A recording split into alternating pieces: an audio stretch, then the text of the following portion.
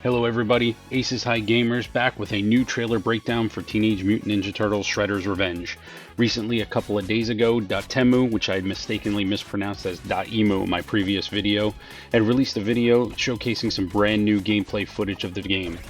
We've got individual breakdowns for each of the characters in the video itself, which I'll be breaking down into finer detail as well.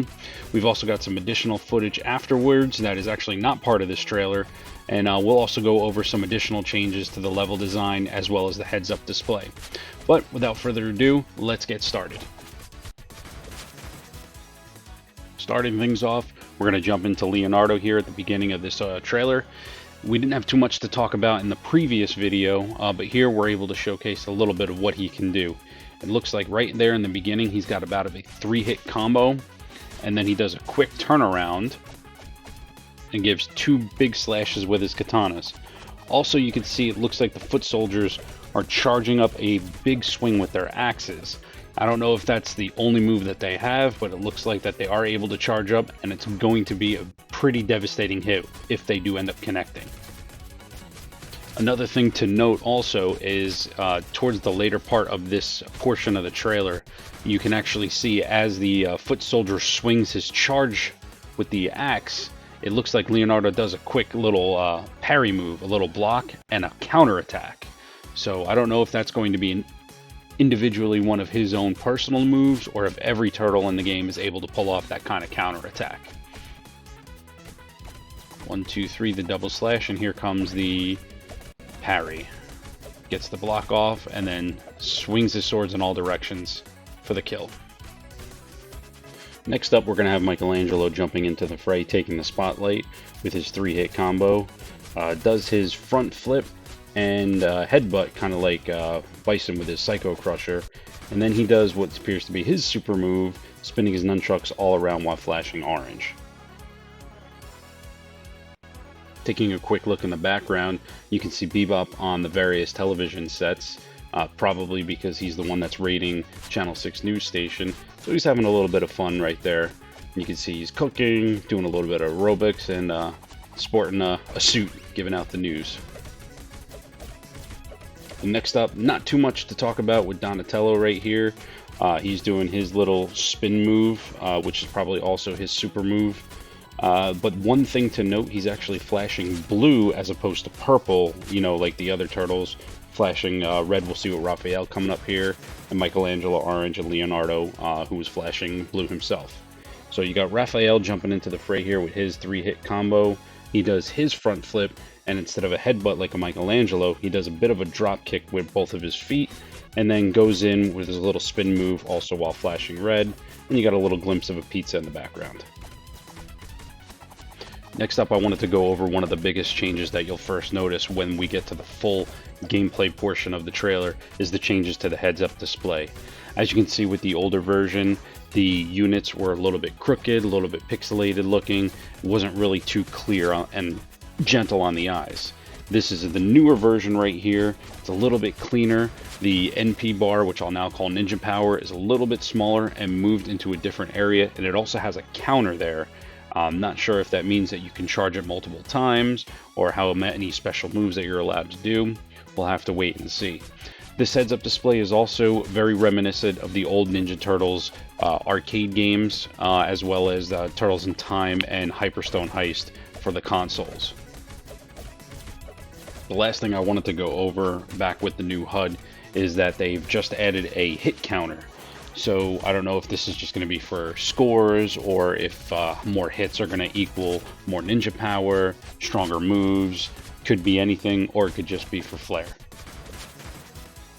Another one of the changes I wanted to point out, which I was a little bit disappointed in the first trailer, but it seems that they've made the change that the foot soldiers actually explode as opposed to disappearing when they're defeated. Next up, we're going to see Michelangelo do one of his new jumping attacks, a spinning corkscrew. It doesn't seem like it uses any of his MP bar, but maybe that's because he doesn't hit any enemies with it.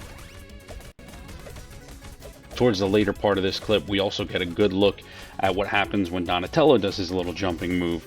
He does some kind of upward thrusting jump kick to hit the 2 foot soldiers up into the air. The last thing I want to point out are the hit counters for both of the characters. Michelangelo's seems to stay orange and then change yellow, however Donatello's keeps flashing and stays only green. Not sure why the hit counters actually change color like they are.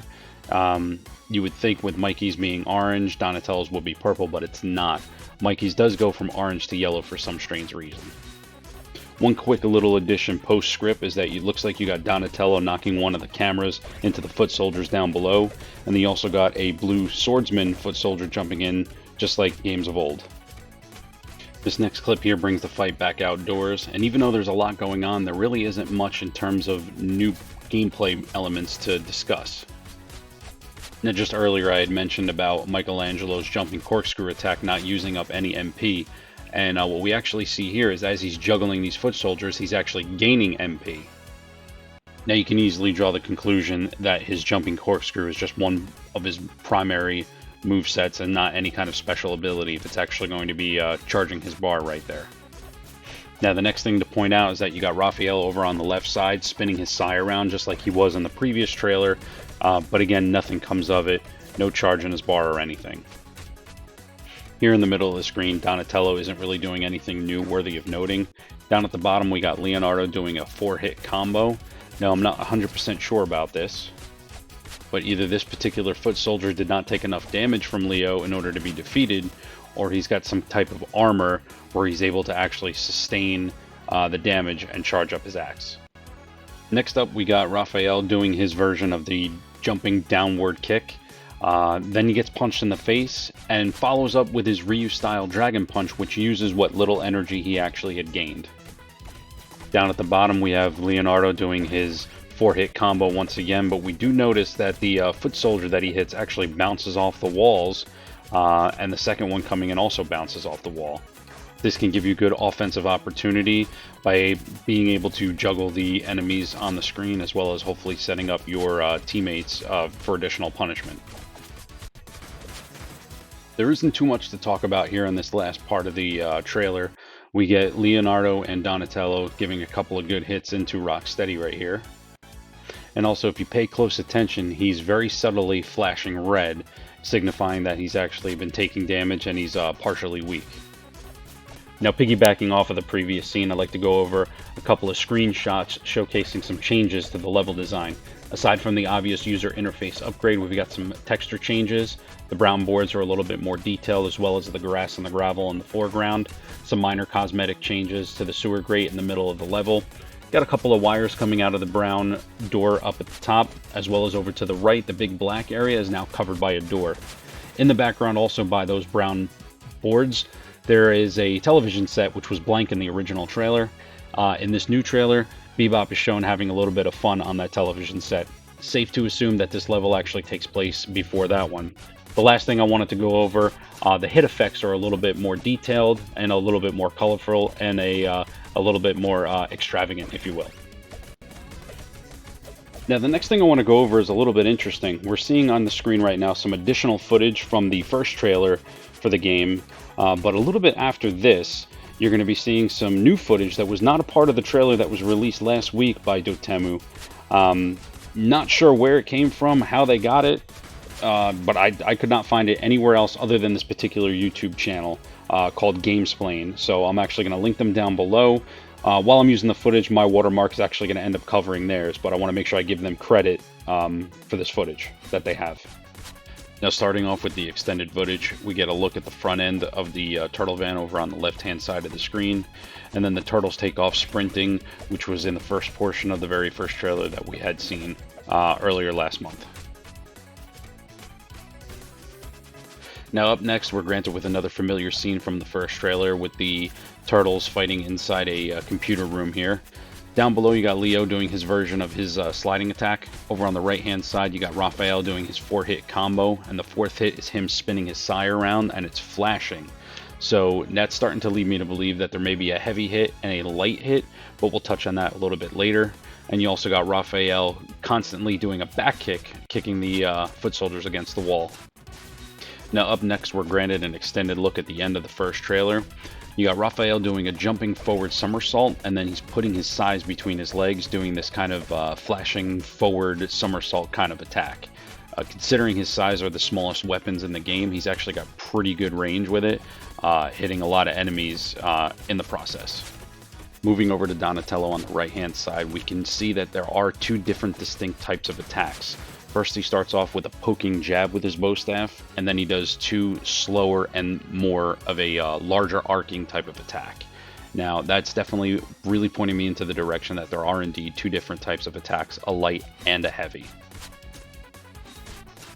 Now, jumping back to the previous scene here real quick, let's focus on Donatello here. You're going to see him move over to the right hand side of the screen. He's going to do his little flip and then go into his sliding little kick right there. That's going to be starting off this little combo. Here it is, one hit, and then we're going to have a jab, 2 hits, another jab, 3 hits, larger slowing arcing swing for the 4th hit, and then another swing for the 5th. I also wanted to go back over to Raphael as well when he does his 1, 2, 3, 4 hits. And you can see the 4th hit, he's spinning his thigh around, so that must be his heavy version of his attack. These next two scenes of the trailer I'm speeding up, as there's really not much to talk about in terms of any kind of new gameplay or any new mechanics between the characters and their attacks. We're just getting a little bit more of extended gameplay footage from these previous scenes that were not shown in the original trailer, as well as some better looks at some of the animations of these characters. To wrap up this trailer breakdown, we're granted with a little bit of new footage from inside the Channel 6 news station. And who do we see? Vernon Fenwick shaking in his shoes while he's recording Bebop here. This is why we saw him earlier on the television sets goofing around. It's nice that they're including a character like Vernon for story purposes. It makes you wonder who else may end up showing up in the game. Nothing too much in terms of gameplay here. I just wanted to point out underneath the energy bars of each of the characters, you can see their hit counters flashing. Michelangelo's flashes orange a couple of times and then red one time and disappears. However, Donatello seems to be sustaining for a little bit longer. It gives him enough time to knock the camera off of its stand right into the foot shoulders showing up on the screen here on the right. And that's going to do it for this gameplay breakdown for Teenage Mutant Ninja Turtles Shredder's Revenge.